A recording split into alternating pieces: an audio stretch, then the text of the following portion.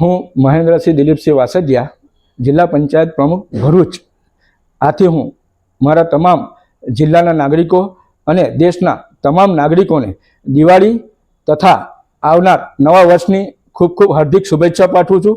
સાથે સાથે જિલ્લાવાસી અને દેશવાસીઓને આ આવનાર નવું વર્ષ સુખકારી નીવડે અને નિરોગી નીવડે એવી હું માતાજીને પ્રાર્થના કરું છું.